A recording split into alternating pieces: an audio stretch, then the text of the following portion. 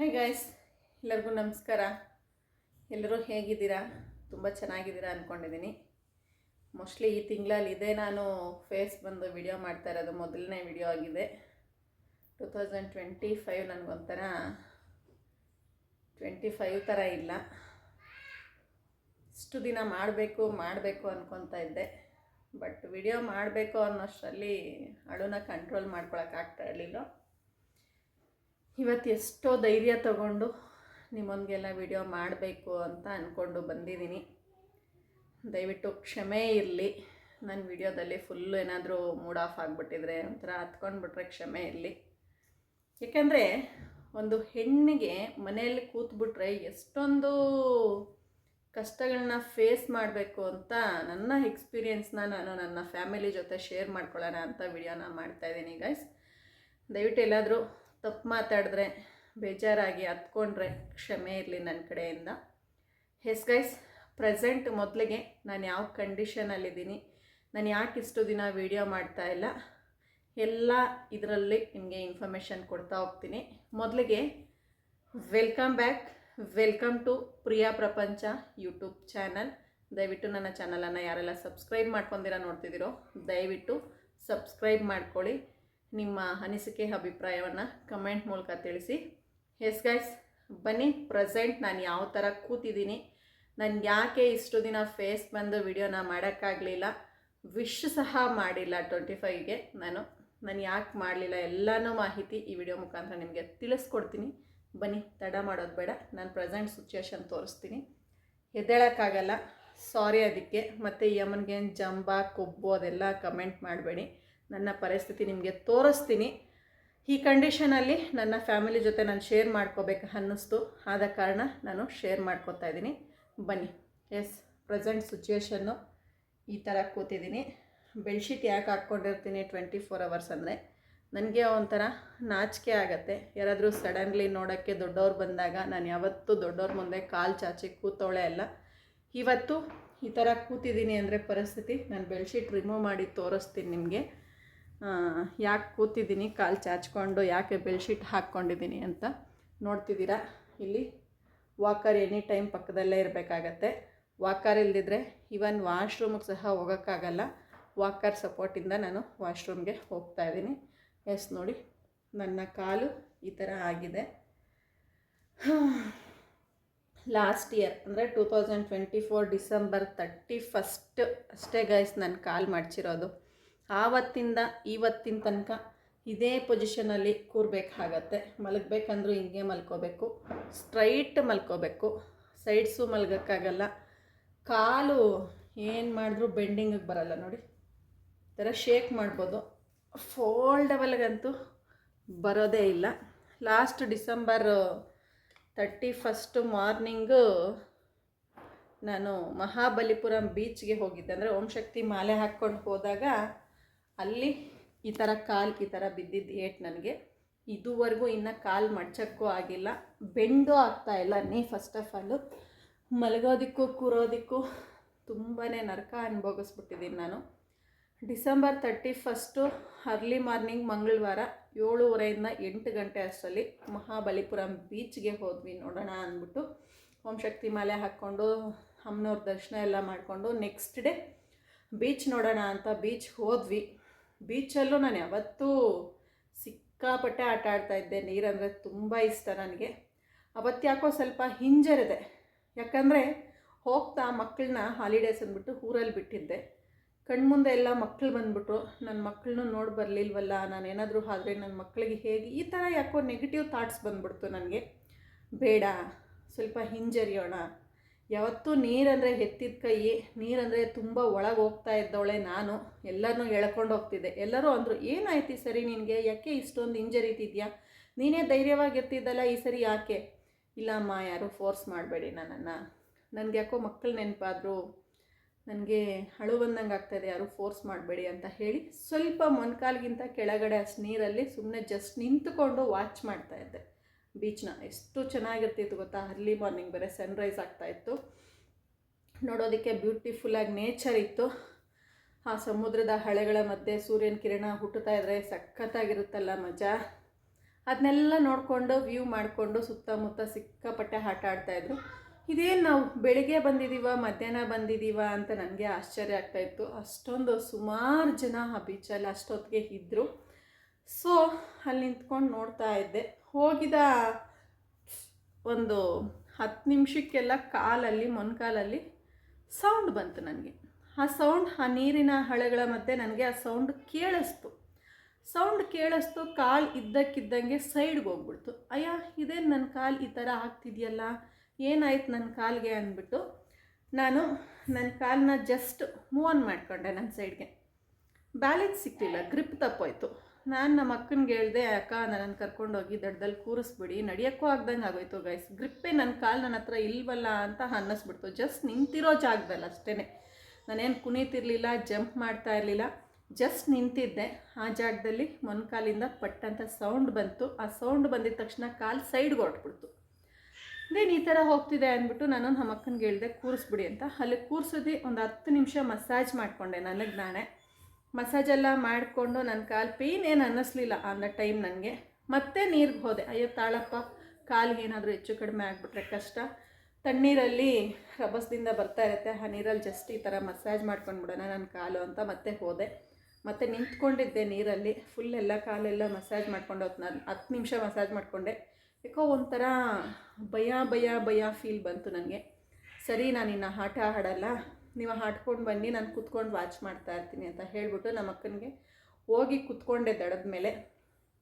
ಆ ದಡದ ಮೇಲೆ ಕೂತ್ಕೊಳ್ಳೋಣ ಅಂತ ಯಾವಾಗ ಈ ಸರ 2 ಕೈನ ಗ್ರಿಪ್ ತಗೊಂಡು ಕೂತ್ಕೊಂಡಿದ್ದೀನಿ ಗೈಸ್. ಕೂತಿದ್ದೀನಿ ಇಲ್ವಾ ಅನ್ನೋದು ಗೊತ್ತಾಗಲಿಲ್ಲ ನನಗೆ. ಜಸ್ಟ್ ಈ ಥರ ಪಲ್ಟಿ ಹೊಡೆದಿರೋದು ನೆನಪಿಲ್ಲ, ಪಲ್ಟಿ ಹೊಡೆದು ಜಸ್ಟ್ ಹಂಗೆ ಕೈ ಹಿಂಗೆ ಇಟ್ಟಿರೋದು ನೆನಪಿದೆ. ಕಾಲು ನನ್ನ ಹತ್ರ ಇದೆಯಾ ಇಲ್ವಾ ಅಂತ ಗೊತ್ತಾಗ್ತಾ ಇಲ್ಲ. ಜಸ್ಟ್ ಈ ಥರ ರೋಲಾನ್ ಆಗಿಬಿಟ್ಟೆ. ಆ ರೋಲಾನ್ ಹಾಕ್ಬಿಟ್ಟು ಆ ಮರಳ ಮೇಲೇ ಕೂತೆ. ಥರ ಶೇಮ್ ಆದಂಗೆ ಆಯಿತು. ಎಲ್ಲ ನೋಡ್ತಾಯಿದ್ರು, ಎಲ್ಲರೂ ಓಡಿ ಬಂದು ಎತ್ಕೊಂಡ್ರು. ಯಾಕೆ ಪ್ರಿಯಾ ಅಂದರು. ಏನೋ ಗೊತ್ತಾಗ್ತಾ ಇಲ್ಲ, ಕಾಲು ನನ್ನ ಹತ್ರ ಇದೆಯಾ ಇಲ್ವಾ ಅಂತ ಗೊತ್ತಾಗ್ತಾ ಇಲ್ಲ ಅನ್ನೋದಕ್ಕೆ ಎಲ್ಲರೂ ಅಮೃತಾಂಜನ್ನು, ಜೆಂಡು ಬಾಂಬು, ಮಾಮೂಲಿ ನೆಟ್ಗೆ ತೆಗಿಯೋರು, ಕಾಲೇನಾದರೂ ಹಿಡ್ಕೊಂಡಿದ್ಯಾ ಒದ್ರು ಅನ್ನೋರು ಏನು ಮಾಡಿದ್ರು. ಅಲ್ಲಿಂದ ಎದ್ದೆ. ಕಾಲು ಅಜ್ಜೆ ಇಡೋಕ್ಕೂ ಆಗ್ದಂಗೆ ಪೇಯ್ನ್ ಶುರುವಾಗ್ಬಿಡ್ತು ಕಾಲ ಮೇಲೆ. ಅಲ್ಲಿಂದ ಇನ್ನು ರೂಮ್ ಗಂಟ ಹೋಗಲೇಬೇಕು, ಆಗಲೇ ಇಲ್ಲ. ಆ ಕಡೆ ಒಬ್ಬರು ಈ ಕಡೆ ಇಬ್ಬರು ಸಪೋರ್ಟ್ ತಗೊಂಡು ವಾಕಿಂಗ್ನ ಮಾಡ್ಕೊಂಡು ಹೋದೆ. ಇನ್ನು ಬೀಚ್ ಗಂಟೆ ಯಾವುದೂ ಆಟೋನೂ ಸಿಗಲ್ಲ. ಆಟೋ ಎಲ್ಲಿ ತನಕ ಅವೈಲೇಬಲ್ ಇರುತ್ತೋ ಅಲ್ಲಿ ತನಕ ನಡಿಲೇಬೇಕು, ಎತ್ಕೊಳ್ಳೋಕ್ಕೂ ಆಗಲ್ಲ ಪಾಪ. ಆ ಕಡೆ ಒಬ್ಬರು ಈ ಕಡೆ ಒಬ್ಬರು ಹಿಡ್ಕೊಂಡು ಕರ್ಕೊಂಡು ಹೋದರು. ಪೇಯ್ನ್ ಸಿಕ್ಕಾಪಟ್ಟೆ ಪೇಯ್ನ್ ಆಗೋಯ್ತು. ಕಿರ್ಚಂಗಿಲ್ಲ, ಅಳಂಗಿಲ್ಲ, ಜೋರಾಗಿ ಬಾಯ್ ಬಡ್ಕೊಳ್ಳಂಗೂ ಇಲ್ಲ. ನನಗಿದ್ದ ಸಿಚುಯೇಷನಲ್ಲಿ ಜೋರಾಗಿ ಕಿರ್ಚಬೇಕು ಅಂತ ಅನ್ನಿಸ್ಬಿಡ್ತು. ಇನ್ನೆಲ್ಲರ ಮುಂದೆ ಅಳಂಗಿಲ್ಲ, ಕಿರ್ಚಂಗಿಲ್ಲ. ನನ್ನ ನೋವನ್ನ ನಾನೇ ನುಂಗಿಕೊಂಡು ಆಟೋ ಗಂಟ ಬಂದೆ. ಆಟೋಲ್ಲಿ ಹತ್ಕೊಂಡು ಓದಿ ರೂಮ್ಗೆ ಹೋಗಿ ಸ್ನಾನ ಮಾಡಿ ಡ್ರೆಸ್ ಚೇಂಜ್ ಮಾಡಿಕೊಂಡೆ. ಬಾತ್ರೂಮಲ್ಲಂತೂ ಕಾಲು ಬೆಂಡ್ ಆಗ್ದಂಗೆ ಸ್ವೆಲ್ಲಿಂಗ್ ಬಂದ್ಬಿಡ್ತು. ಎದ್ದೇಳೋಕ್ಕಾಗ್ತಿಲ್ಲ, ಕೂರೋಕ್ಕಾಗ್ತಿಲ್ಲ. ಬಾತ್ರೂಮಲ್ಲಿ ಸಿಕ್ಕಾಪಟ್ಟೆ ನೋವನ್ನ ಅನುಭವಿಸ್ಬಿಟ್ಟೆ. ಅಲ್ಲಿಂದ ಬಸ್ಸಲ್ಲಿ ಹೋಗಿ ಕೂತ್ಕೊಂಡ್ಬಿಟ್ಟೆ. ಅಲ್ಲೇ ನಮ್ಮ ಅಕ್ಕ ನನ್ನ ತಂಗಿ ಇಬ್ಬರು ಅಲ್ಲಿಗೆ ಟಿಫನ್ ತಂದುಕೊಟ್ರು. ಅಲ್ಲೇ ತಿಂಡಿ ತಿಂದೆ. ಇವನ್ ತಿಂಡಿ ತಿನ್ನೋಕ್ಕೂ ವಾಶ್ರೂಮ್ಗೆ ಹೋಗೋಕ್ಕೂ ನನಗೆ ತೀರ್ಮಾನ ಕಷ್ಟ ಆಗೋಯ್ತು ಗೈಸ್. ಕಾಲೊಂದು ಚೂರು ಬೆಂಡಿಂಗ್ ಆಗ್ತಾಯಿಲ್ಲ. ವೆಸ್ಟರ್ನ್ ಟಾಯ್ಲೆಟೇ ಬೇಕಾಗಿತ್ತು. ಕೆಳಗಡೆ ಇಂಡಿಯನ್ ಟಾಯ್ಲೆಟ್ಗಂತೂ ಕೂರಕ್ಕೆ ಇರಲಿಲ್ಲ ನನಗೆ. ಬಸ್ಸಲ್ಲಿ ವಾಶ್ರೂಮಿಗೆ ನೆಸೆಸಿಟಿ ಇದ್ದಾಗ ಮಾತ್ರ ಅದೆಷ್ಟು ಒಳಗಡೆ ನೋವನ್ನ ತಿಂದಿದ್ದೀನಿ ಅಂದರೆ ಒಳಗಡೆ ಕುಗ್ಗಿ ಫುಲ್ಲು ಡಿಪ್ರೆಷನ್ಗೆ ಹೋಗ್ಬಿಟ್ಟಿದ್ದೆ. ಯಾರ ಕಡೆ ನನಗೆ ಹೇಳ್ಕೊಳಕ್ಕಾಗ್ತಿಲ್ಲ, ಕಾಲು ಬೆಂಡಾಗ್ತಾಯಿಲ್ಲ. ದೇವರೇ, ಊರು ಯಾವತ್ತು ಸೇರ್ತೀವಪ್ಪ, ನನ್ನಿಂದ ಇನ್ನೊಬ್ರಿಗೆ ತೊಂದರೆ ಆಗಬಾರ್ದು ಅನ್ನೋದು ನನ್ನ ಇಂಟೆನ್ಷನು.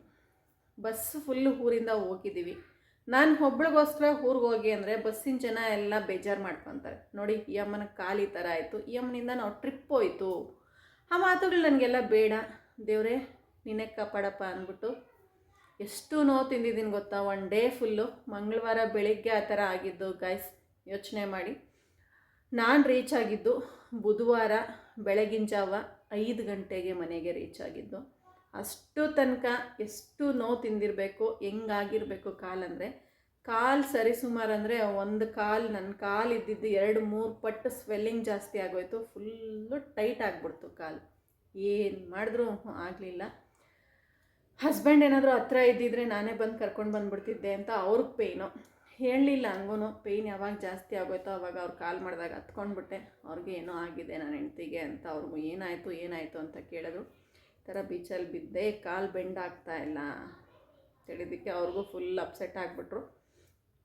ಸರಿ, ಅಲ್ಲಿಂದ ವಾಪಸ್ಸು ಜನವರಿ 1 ದಿನ ಎಲ್ಲರೂ ಎಂಜಾಯ್ ಮಾಡ್ತಿದ್ರು. ಮಿಡ್ನೈಟ್ 12 o'clock ನನ್ನ ಕಾಲು ಆ ಥರ ಆಗಿರೋದಕ್ಕೆ ಎಂಜಾಯ್ ಮಾಡೋಕ್ಕಾಗಲಿಲ್ಲ, ಅಳಂಗಿಲ್ಲ, ನ್ಯೂ ಇಯರ್ ಬಂದಿದೆ ಅಂತ ಸೆಲೆಬ್ರೇಷನ್ ಮಾಡೋಂಗಿಲ್ಲ. ನನ್ನ ಪರಿಸ್ಥಿತಿ ನಿಜವಾಗ್ಲೂ ಸಿಕ್ಕಾಪಟ್ಟೆ ನೋವು ತಿಂದ್ಬಿಟ್ಟೆ ಗಾಯ್ಸ್. ನಾನಂತೂ ಎಲ್ಲ ಮುಗಿಸ್ಕೊಂಡು ಮನೆಗೆ ಬಂದಿದ್ದ ತಕ್ಷಣ ಯಜಮಾನರು ಹಾಸ್ಪಿಟಲಿಗೆ ಕರ್ಕೊಂಡು ಹೋದರು. ಹಾಸ್ಪಿಟಲ್ಗೆ ಹೋಗಿದ ತಕ್ಷಣ ಅವರು ಎಕ್ಸ್ರೇ ಇಮಿಡಿಯೇಟ್ ಮಾಡಲೇಬೇಕು ಅಂದರು. ಇಮಿಡಿಯೇಟ್ ಎಕ್ಸ್ರೇ ಮಾಡಿದಾಗ ಲಿಗಮೆಂಟ್ ಇಂಜುರಿ ಆಗಿದೆ, ಇದಕ್ಕೆ ಸ್ವೆಲ್ಲಿಂಗು ಪೂರ ಕಡಿಮೆ ಆಗಲೇಬೇಕು, ಆಮೇಲೆ ನಾವು ಟ್ರೀಟ್ಮೆಂಟ್ ಮಾಡೋಕ್ಕಾಗೋದು ಅಂತ ಹೇಳಿದ್ರು. ಆಯ್ತು. ಅಲ್ಲಿ ಲಿಗಮೆಂಟ್ ಇಂಜುರಿಗೆ ನೀಗೆ ಬೆಲ್ಟ್ ಕೊಡ್ತೀವಿ, ಇದನ್ನ ರಿಮೂವ್ ಮಾಡೋಂಗೇ ಇಲ್ಲ. ಹಾರ್ಟ್ ಏನು ಸೋಕ್ಸೋಂಗಿಲ್ಲ ಕಾಲಿಗೆ. ಐಸ್ನ ಇಡಬೇಕಾಗತ್ತೆ. ಒಳಗಡೆ ಬ್ಲೀಡ್ ಆಗ್ತಾಯಿದೆ. ಆ ಬ್ಲೀಡ್ ಸ್ಟಾಪ್ ಆದ್ರೇ, ಆ ಸ್ವೆಲ್ಲಿಂಗ್ ಕಡಿಮೆ ಆದ್ರೇ ನಾವು ನೆಕ್ಸ್ಟ್ ಟ್ರೀಟ್ಮೆಂಟ್ ಏನಾದರೂ ಮಾಡೋಕ್ಕಾಗುತ್ತೆ ಅಂತ ಹೇಳಿಬಿಟ್ಟು ಒಂದು ಡೈಕ್ಲೋ ಇಂಜೆಕ್ಷನ್ ಕೊಟ್ಬಿಟ್ಟು ನೀಗೆ ಒಂದು ಬೆಲ್ಟ್ ಥರ ಹಾಕಿಬಿಟ್ರು. ಮನೆಗೆ ಬಂದು ಆ ಬೆಲ್ಟ್ನೆಲ್ಲ ಬಿಚ್ಚಿ ಆಯಿಂಟ್ಮೆಂಟ್ ಎಲ್ಲ ಕೊಟ್ಟಿದ್ರು, ಟ್ಯಾಬ್ಲೆಟ್ಸ್ ಎಲ್ಲ ಕೊಟ್ಟಿದ್ರು. ಟ್ಯಾಬ್ಲೆಟ್ಸ್ ಏನಕ್ಕೆ ಕೊಟ್ಟಿದ್ರು ಅಂದರೆ ಸ್ವೆಲ್ಲಿಂಗ್ ಕಡಿಮೆ ಆಗೋಕ್ಕೆ. ಕಾಲಿಗೆ ಸ್ವೆಲ್ಲಿಂಗ್ ಸಿಕ್ಕಾಪಟ್ಟೆ ಬಂದ್ಬಿಟ್ಟಿತ್ತು ಗಾಯ್ಸ್. ಐಸ್ ಇಡಬೇಕು, ಎವರಿ 2 hours ಒನ್ಸ್ ಐಸ್ ಕೊಡಲೇಬೇಕಾಗತ್ತೆ. ಮತ್ತು ಈ ಆಯಿಂಟ್ಮೆಂಟ್ ಹಚ್ಚಬೇಕು. ಬೆಲ್ಟ್ ಬಿಚ್ಚಂಗೆ ಇಲ್ಲ. ನೀವು ಕಾಲು ಫುಲ್ಲು ನೀಟ್ಕೊಂಡೇ ಇರಬೇಕು, ಕೂರಂಗಿಲ್ಲ. ಅದು ಬೆಂಡು ಆಗ್ತಾ ಇರಲಿಲ್ಲ ಬಿಡಿ, ಫುಲ್ಲು ಬೆಡ್ ರೆಸ್ಟಲ್ಲಿ ಇರಬೇಕು ಅಂತ ಹೇಳಿದ್ರು ಡಾಕ್ಟ್ರು. ಸರಿ ಅಂತ ಅಲ್ಲಿಂದ ಬಂದ್ವಿ. ಯಜಮಾನ್ರಿಗೆ ಯಾಕೋ ಸ್ಯಾಟಿಸ್ಫ್ಯಾಕ್ಷನ್ ಆಗಲಿಲ್ಲ. ಜನವರಿ 1 ಮುಗೀತು. 2, 3 ಮನೆಯಲ್ಲೇ ಬೆಡ್ ರೆಸ್ಟ್ ಮಾಡಿದೆ. ಎಗೈನ್ ಮತ್ತೆ 5ನೇ ತಾರೀಕು ಮತ್ತೆ ಒಂದು ಹಾಸ್ಪಿಟಲ್ಗೆ ಹೋದ್ವಿ. ಅವತ್ತು ಕರೆದಿದ್ರು ಡಾಕ್ಟ್ರು, ನೆಕ್ಸ್ಟ್ 5ನೇ ತಾರೀಕು ಬನ್ನಿ ಅಂತ. ಅವತ್ತು ಹೋದಾಗ ಸ್ವೆಲ್ಲಿಂಗ್ ಸ್ವಲ್ಪ ರಿಕವರ್ ಆಗಿದ್ದಕ್ಕೆ ನಾನು ಯಾಕೆ ನಿಮಗೆ MRIಗೆ ಬರೀಲಿಲ್ಲ ಅಂದರೆ, MRI ಮಾಡಿಸ್ಲೇಬೇಕು. ಸ್ವೆಲ್ಲಿಂಗ್ ಇದ್ದಾಗ MRIಯಲ್ಲಿ ಏನೂ ಗೊತ್ತಾಗಲ್ಲ. ಕಾಲು ಊತ ಕಡಿಮೆ ಆಗಲಿ ಅಂದ್ಬಿಟ್ಟು ನಾನು ಇಷ್ಟು ದಿನ ವೆಯ್ಟ್ ಮಾಡಿದೆ. ಅರೌಂಡ್ 6 days ಆಯ್ತು. ಅಷ್ಟರಲ್ಲಿ 6 days ಆಗಿದ ತಕ್ಷಣ ಅದು ಸ್ವೆಲ್ಲಿಂಗ್ ಫುಲ್ ಕಡಿಮೆ ಆಯಿತು. ಫುಲ್ ಅಂದರೆ ಸ್ವಲ್ಪ ಇತ್ತು. ಅಂದರೆ ಫಸ್ಟ್ ಡೇಗೂ 6th ಡೇಗೂ ಕಂಪೇರ್ ಮಾಡಿದ್ರೆ ಬೆಟರ್ ಆಗಿತ್ತು. MRIಗೆ ಓಕೆ ಆಗಿತ್ತು. MRIಗೆ ಬರೆದ್ರು, CT ಸ್ಕ್ಯಾನಿಗೆ ಬರೆದ್ರು. MRI CT ಸ್ಕ್ಯಾನ್ ಮಾಡಿಸಿದಾಗ ಅವ್ರು ಏನು ಹೇಳಿದ್ರಂದರೆ, ಒಳಗಡೆ ಬ್ಲೀಡ್ ಆಗ್ತಾಯಿದೆ, ಕಾಲು ಒಳಗಡೆ ಫುಲ್ ಪೆಟ್ಟು ತಿಂದಿದೆ, ಆ ಬ್ಲೀಡಿಂಗ್ ಕಡಿಮೆ ಆಗಬೇಕು. ಅದಕ್ಕೆ ನೀವು ಅದು ಒಳಗಡೆ ಕ್ಲಾಟಿಂಗ್ ಆಗೋಕ್ಕೆ ಬಿಡಬಾರ್ದು. ಬ್ಲಡ್ ಕ್ಲಾಟ್ ಆದರೆ ತುಂಬ ಎಫೆಕ್ಟ್ ಆಗುತ್ತೆ. ಆ ಕ್ಲಾಟ್ ಆಗೋದಕ್ಕೆ ಐಸ್ ಕ್ಯೂಬ್ಸ್ನ ಇಡ್ತಾ ಇರಬೇಕು. ನೀವು ಐಸ್ ಎಷ್ಟು ಇಡ್ತೀರೋ ಅಷ್ಟು ನಿಮ್ಮ ಬ್ಲೀಡ್ ಆಗೋದು ಕಡಿಮೆ ಆಗುತ್ತೆ, ಕ್ಲಾಟ್ ಆಗೋದು ಕಡಿಮೆ ಆಗುತ್ತೆ. ಲಿಗಮೆಂಟ್ ಅಂತೂ ಫುಲ್ ಇಂಜುರಿ ಆಗಿದೆ ಅಂತ ಹೇಳಿದ್ರು. ಸರಿ ಅಂದ್ಬಿಟ್ಟು ಅವ್ರು ಕೊಟ್ಟಿರೋ ಬೆಲ್ಟ್ನ ರಿಮೂವ್ ಮಾಡಿ, ಇದು ಬೇಡ, ಫುಲ್ ಹತ್ರದಿಂದ ಹಿಡಿದು ಫುಲ್ ಪಾಮ್ ತನಕ ಒಂದೇ ಬೆಲ್ಟ್ ಬರುತ್ತೆ. ಒಳಗಡೆ ಐರನ್ ರಾಡ್ಸ್ ಸಪೋರ್ಟ್ಸ್ ಇರುತ್ತೆ. ಇದು ಅವ್ರಿಗೆ ಗ್ರಿಪ್ ಇರುತ್ತೆ. ಇದೇ ಬೆಲ್ಟ್ ಅವ್ರಿಗೆ ಬೇಕು ಅಂತ ನೆಕ್ಸ್ಟ್ ಆ ಬೆಲ್ಟ್ನ ಬರೆದ್ರು. ಅದೇ ಬೆಲ್ಟೇ ಇವಾಗ ನಾನು ವೇರ್ ಮಾಡ್ಕೊಂಡಿರೋ ಬೆಲ್ಟು. ಅವ್ರೇನು ಹೇಳಿದ್ರು, ಒಂದು ಚೂರು ವಾಕಿಂಗ್ ಮಾಡೋಂಗಿಲ್ಲ, ಫುಲ್ಲು ಬೆಡ್ ರೆಸ್ಟಲ್ಲಿರಬೇಕು. ಎಷ್ಟು ಬೆಡ್ ರೆಸ್ಟಲ್ಲಿದ್ದರೆ ಅಷ್ಟು ಒಳ್ಳೆಯದು, ಹಾಗೆ ರಿಕವರ್ ಆಗುತ್ತೆ ಅಂತ ಹೇಳಿ ಕಳಿಸಿದ್ರು. ಬಟ್ ಏನು ಮಾಡಿದ್ರು, ರಿಕವರ್ ಅಂತೂ ಆಗಿಲ್ಲ. ನಿನ್ನೆ ಮತ್ತೆ ಹಾಸ್ಪಿಟಲ್ಗೆ ಹೋದ್ವಿ. ಎಗೇನ್ MRI ಮಾಡೋಕ್ಕೆ ಹೇಳಿದ್ರು. ಎಗೇನ್ MRI ಮಾಡೋಕ್ಕೆ ಹೋದಾಗ ಅವರು ಆವಾಗ ಪರ್ಫೆಕ್ಟಾಗಿ ಹೇಳಿದ್ದು ACL ಇಂಜುರಿ ಆಗಿದೆ. ACL, LCL, TCL ಅಂತ ಇರುತ್ತೆ. LCL, TCL ಇಂಜುರಿ ಆದರೆ ನಿಮಗೆ ಹಾಗೆ ರಿಕವರ್ ಆಗುತ್ತೆ. ನಿಮ್ಮದು LCL, TCL ಆರಾಮಾಗಿದೆ. ACL ಡ್ಯಾಮೇಜ್ ಆಗಿದೆ. ACL ಡ್ಯಾಮೇಜ್ ಆದಾಗ ಸರ್ಜರಿಗೆ ಹೋಗಲೇಬೇಕು. ಅದು ಹಾಗೆ ರಿಕವರ್ ಆಗಲ್ಲ. ಬೈ ಮಿಸ್ಟೇಕ್ ಡಾಕ್ಟರ್ಸು ನಿಮಗೆ ಸ್ವೆಲ್ಲಿಂಗ್ ಇರೋ ಕಾರಣ, ಪೇಯ್ನ್ ಇರೋ ಕಾರಣ ಇಷ್ಟು ದಿನ ವೆಯ್ಟ್ ಮಾಡಿದ್ದಾರೆ. ಟು ಬಿ ಲೇಟ್ ಆಗಿಬಿಟ್ಟಿದೆ. ಹೀಗೆ ಇವತ್ತಿಗೆ ಡೇಟ್ 20ನೇ ತಾರೀಕು. ಇವತ್ತಿಗೆ ನಾನು ಬಿದ್ದು ಕರೆಕ್ಟಾಗಿ 21 ದಿನ ಆಗಿದೆ ಗಾಯ್ಸ್. ಇಷ್ಟರಲ್ಲಿ ಯಾವಾಗೋ ನನಗೆ ಆಪ್ರೇಷನ್ ಮಾಡಬೇಕಾಗಿತ್ತಂತೆ. ಬಟ್ ಅಲ್ಲಿಗೂ 2-3 ಹಾಸ್ಪಿಟಲ್ ಸುತ್ತಿದ್ದೀನಿ. ಯಾರೂ ಸಹ ನನಗೆ ACL ಇಂಜುರಿ ಆಗಿದೆ ಅಂತ ಹೇಳಲೇ ಇಲ್ಲ. ಲಿಗಮೆಂಟ್ ಇಂಜುರಿ ಅಂತ ಹೇಳಿ ಕಳಿಸಿದ್ರೆ ಹೊತ್ತು ನಿನ್ನೆ ಪರ್ಫೆಕ್ಟಾಗಿ ಮತ್ತೆ MRI ಮಾಡಿಸಿದಾಗ ಅವ್ರು ಹೇಳಿದ್ರು ACL ಇಂಜುರಿ ಆಗಿದೆ. ACL ಇಂಜುರಿ ಆದಾಗ ನೀ ಈ ಥರ ಇರುತ್ತಲ್ಲ, ಆ ನೀ ಒಳಗಡೆ ಒಂದು ಸಣ್ಣದಾಗಿ ಮಾಂಸಖಂಡ ಇರುತ್ತೆ. ಅದೇ ನಿಮಗೆ ಸರ್ಚ್ ಮಾಡಿ ನೋಡಿ ಗೊತ್ತಾಗುತ್ತೆ ACL ಯಾವ ಥರ ಇರುತ್ತೆ ಅಂದ್ಬಿಟ್ಟು. ಅದಕ್ಕೆ ಕಟ್ಟಾದಾಗ ನೀ ನಮಗೆ ಬೆಂಡ್ ಆಗಕ್ಕೆ ಈ ಥರ ಆಗಲ್ಲ. ಅದೇ ನಮಗೆ ಎ ಸಿ ಎಲ್ ಇದ್ರೇ ನಮ್ಮದು ನೀ ಈ ಥರ ಬೆಂಡ್ ಆಗೋಕ್ಕಾಗೋದು. ಆ ಬೆಂಡಿಂಗ್ ಯಾವಾಗ ಸ್ಟಾಪ್ ಆಯಿತು ಆವಾಗೇ ನಮಗೆ ಗೊತ್ತಾಗಬೇಕಾಗಿತ್ತು ಎ ಸಿ ಎಲ್ ಇಂಜುರಿ ಆಗಿದೆ ಅಂತ. ಬಟ್ ನಾವೇನು ಡಾಕ್ಟ್ರ್ ಹೇಳಿದ್ದು ಕೇಳಬೇಕು. ಎಕ್ಸ್ರೇ ಮಾಡಿದಾಗ ಲಿಗ್ಮೆಂಟ್ ಇಂಜುರಿ ಅಂದರು. Again MRI scan CT scan ಮಾಡಿದಾಗ ಅವ್ರು ಬ್ಲಡ್ ಆಗ್ತಿದೆ, ಲಿಗ್ಮೆಂಟ್ ಇಂಜುರಿ ಆಗಿದೆ ಅಂತಲೇ ಹೇಳಿದ್ರು. ಡಾಕ್ಟರ್ಸ್ ಕೊಟ್ಟಿರೋದನ್ನೆಲ್ಲ ಫಾಲೋ ಮಾಡ್ಕೊಂಡು ಬಂದೆ. ಇದುವರೆಗೂ ಇನ್ನೂ ಕಾಲು ಮಡ್ಚಕ್ಕೆ ಆಗಲಿಲ್ಲ. ನಿನ್ನೆ ಮತ್ತೆ ಎಗೇನು ಹಸ್ಬೆಂಡ್ ಹಾಸ್ಪಿಟಲ್ಗೆ ಕರ್ಕೊಂಡೋದಾಗ ಅವ್ರಿಗೇನು ಮತ್ತೆ MRI ಸ್ಕ್ಯಾನ್ ಮಾಡೋಕ್ಕೆ ಹೇಳಿ ಅವ್ರು ಹೇಳಿದ್ರು ಲಿಗಮೆಂಟ್ ಇಂಜುರಿ ಜೊತೆಗೆ ನಿಮ್ಮದು ACL ಕಂಪ್ಲೀಟ್ಲಿ ಡ್ಯಾಮೇಜ್ ಆಗಿದೆ. ACL ನಿಮಗೆ ರೀಕನ್ಸ್ಟ್ರಕ್ಷನ್ ಮಾಡಲೇಬೇಕು, ಇಲ್ಲಾಂದರೆ ನಿಮ್ಮ ಕಾಲು ಲೈಫ್ ಲಾಂಗ್ ಇದೇ ಥರ ನೀಟ್ಕೊಂಡು ಬೆಡ್ ರಿಡನ್ ಆಗಬೇಕಾಗತ್ತೆ. ಯೋಚನೆ ಮಾಡಿ ಅಂದರು. ನನಗೆ ಆವಾಗ ಫುಲ್ಲು ನಿಜವಾಗ್ಲೂ ಎಷ್ಟು ಹತ್ಕೊಂಡ್ಬಿಟ್ಟಿದ್ದೀನೋ ಹಾಸ್ಪಿಟ್ಲಲ್ಲಿ. ಈ ಮಾತನ್ನ ನನಗೆ ಯಾಕೆ ಆ ಡಾಕ್ಟರ್ಸ್ ಎಲ್ಲ ಹೇಳಲಿಲ್ಲ ಅನ್ನೋದು ಒಂದು ಕ್ವಶನ್ ಬಂತು. ವಯಸ್ಸಿನ ಚಿಕ್ಕದು, ಮಕ್ಕಳಿನ ಸಣ್ಣವು, ಈಗ ನನ್ನ ಜೀವನ ಸ್ಟಾರ್ಟ್ ಮಾಡ್ಕೊಂಡಿದ್ದೀನಿ. ಈ ಟೈಮಲ್ಲಿ ನಾನು ಲೈಫ್ ಲಾಂಗ್ ಬೆಡ್ ರಿಟರ್ನ್ ಆದರೆ ನನ್ನ ಪರಿಸ್ಥಿತಿ ಹೇಗೆ? ನನ್ನ ಮಕ್ಕಳ ಜೀವನ ಯಾರು ನೋಡ್ತಾರೆ? ನನ್ನ ಫ್ಯಾಮಿಲಿ ಹೇಗೆ ನಾನು ನಿಭಾಯಿಸೋದು? ಇದೆಲ್ಲ ತಲೆಗೆ ಬಂತು. ಕಾಡಿಬೇಡಿ ದೇವ್ರ ಹತ್ರ ಹೆಣ್ಮಗು ಬೇಕು ಅಂತ ಅಂದ್ಕೊಂಡೆ. ಹೆಣ್ಮಗುನೂ ಕೊಟ್ಟ. ಆ ಹೆಣ್ಮಗುನ ಬೆಳೆಸೋ ಟೈಮಲ್ಲಿ ದೇವ್ರ ಈ ಥರ ಕೂರಿಸ್ಬಿಟ್ಟಿದ್ದಾನೆ. ನನಗೆ ನಿಜವಾಗ್ಲೂ ನನ್ನ ಕಾಲಾದಾಗ ನನ್ನ ಮಗಳೇ ನನಗೆ ನೆನಪಾಗಿದ್ದು. ದೇವ್ರ ಹತ್ರ ಬೇಡಿ ಹೆಣ್ಮಗುನ ಪಡ್ಕೊಂಡೆ. ಆ ಹೆಣ್ಮಗುಗೆ ಎಲ್ಲ ಈ ಜನವರಿಯಿಂದ ನಾನು ಸ್ಕೂಲ್ಗೆ ಅಡ್ಮಿಷನ್ ಮಾಡಬೇಕಾಗಿತ್ತು.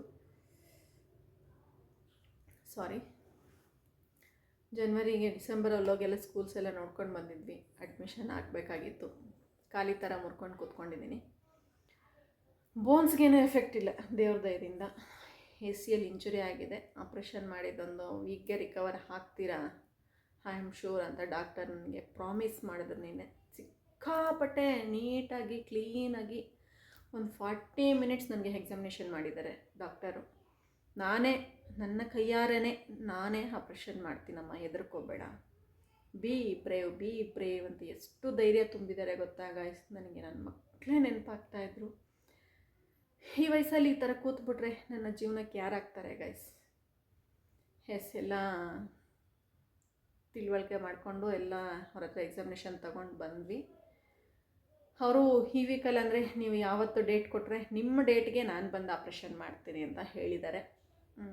ನಾವು ನೋಡಿಕೊಂಡು ಆಪ್ರೇಷನ್ಗೆ ಹೋಗಲೇಬೇಕು. ಯಜಮಾನ್ರು ಮಾಡಿಸ್ಬಿಡೋಣ, ಬೇಡ ತುಂಬ ಪೇಯ್ನ್ ತಿಂದ್ಬಿಟ್ಟಿದ್ಯಾ, ಈ ಕೂತ್ಕೊಂಡು ಟೈಮ್ ಪಾಸ್ ಮಾಡೋದಿದೆಯಲ್ಲ ಗಾಯ್ಸ್, ಸಿಕ್ಕಾಪಟ್ಟೆ ನರಕ ಇದು. Horrible condition. ಎಷ್ಟು ನೋವನ್ನ, ಎಷ್ಟು ಡಿಪ್ರೆಷನ್ನು, ಎಷ್ಟು ನೋವು ತಿಂದಿದ್ದೀನಿ ಅಂತ ಮಗುನೇ ಎತ್ಕೊಳಕ್ಕಾಗ್ತಾಯಿಲ್ಲ. ಮಗುನ ಎತ್ತಿ ಮೇಲೆ ಕೂರಿಸ್ಕೊಳಂಗಿಲ್ಲ. ಎಷ್ಟು ಪೇಯ್ನ್ ತಿಂದಿರ್ತೀನಿ ಒಂದು ತಾಯಿ ಆದವಳಿಗೆ ನೀವೇ ಯೋಚನೆ ಮಾಡಿ. ಅಳಬಾರ್ದು ಅಂತ ಎಷ್ಟೋ ಕಂಟ್ರೋಲ್ ಮಾಡ್ಕೊತಾ ಇದ್ದೀನಿ ನಿಮ್ಮ ಹೊತ್ತಿಗೆ. ನನ್ನ ಫೇಸ್ ನೋಡಿದ ತಕ್ಷಣ ಅನಿಸುತ್ತೆ ನಿಮಗೆ ಎಷ್ಟೊಂದು ಡಿಪ್ರೆಷನ್ಗೆ ಹೋಗಿದ್ದೀನಿ, ಎಷ್ಟು ವೀಕ್ ಆಗಿದ್ದೀನಿ ಅಂತ. ಈ ಕಾಲು ಬೆಲ್ಟ್ ಹಾಕಿ ಹಾಕಿ ಹಾಕಿ ಕಾಲು ಫುಲ್ಲು ವೀಕ್ ಆಗಿಬಿಟ್ಟಿದೆ. ಡಾಕ್ಟ್ರ್ ಅದೇ ಅಂದರು, ಫುಲ್ಲು ಕಾಲು ವೀಕ್ ಆಗಿಬಿಟ್ಟಿದೆ, ಫುಲ್ಲು ಮೇಡಮ್ ಅವ್ರು ತುಂಬ ವೀಕ್ ಆಗಿದ್ದಾರೆ, ತುಂಬ ಯೋಚನೆ ಮಾಡಿ ತುಂಬ ಹತ್ಕೊಂಡಿದ್ದಾರೆ, ತುಂಬ ವೀಕ್ ಆಗಿದ್ದಾರೆ, ಅವ್ರಿಗೆ ಯಾರಾದರೂ ಸಜೆಷನ್ಸ್ ಕೊಡ್ತಾ ಇರಬೇಕು ಅಂತಂದರು. ಅಲ್ಲಿಗೂ ಪಾಪ ಯಜಮಾನ್ರು ಏನೂ ಬೈಲಿಲ್ಲ. ಬಟ್ ನನಗೆ ಕಾಡತ್ತೆ, ನನ್ನ ಮಕ್ಕಳನ್ನ ಎತ್ಕೊತಿಲ್ವಲ್ಲ, ನನ್ನ ಮಕ್ಕಳನ್ನ ನಾನು ಈ ವಯಸ್ಸಿಗೆ ಎತ್ಕೊಳಕ್ಕಾಗ್ತಿಲ್ವಲ್ಲ, ಏನಪ್ಪ ಮಾಡೋದು? ನನ್ನ ಮಕ್ಳಿಗೊಂದು ತಿನ್ಸೋಕ್ಕಾಗ್ತಿಲ್ಲ, ಒಂದು ತಿಂಡಿ ಮಾಡ್ಕೊಡೋಕ್ಕಾಗ್ತಿಲ್ಲ, ಮನೆ ಕೆಲಸ ಮಾಡೋಕ್ಕಾಗಲ್ಲ. ನನ್ನ ದುಡಿಯೋ ವಯಸ್ಸಲ್ಲಿ ದೇವ್ರ ಈ ಥರ ಕೂರಿಸ್ಬಿಟ್ರೆ ಮುಂದಕ್ಕೆ ಜೀವನ ಹೇಗೆ ಅಂತ ಕ್ವಶನ್ ಮಾರ್ಕ್ ಆಗಿಬಿಟ್ಟು ತುಂಬ ಯೋಚನೆ ಮಾಡಿದೆ ಗೈಸ್. ಯಾವ್ಯಾವ ಹ್ಯಾಂಗಲಲ್ಲಿ ಯೋಚನೆ ಮಾಡಿದ್ದೀನಿ ಅಂದರೆ, ವಾಕರ್ ಹಿಡ್ಕೊಂಡು ನೋಡಿದೆ, ವೀಲ್ ಚೇರಲ್ಲಿ ಓಡಾಡಿ ನೋಡಿದೆ, ಏನು ಮಾಡಿದ್ರೂ ಫುಲ್ಲು ರೆಸ್ಟಲ್ಲಿ ಇರಲೇಬೇಕು ಅಂದಿದ್ದಕ್ಕೆ ಫುಲ್ ರೆಸ್ಟಲ್ಲಿ ಕೂತಿದ್ದೀನಿ.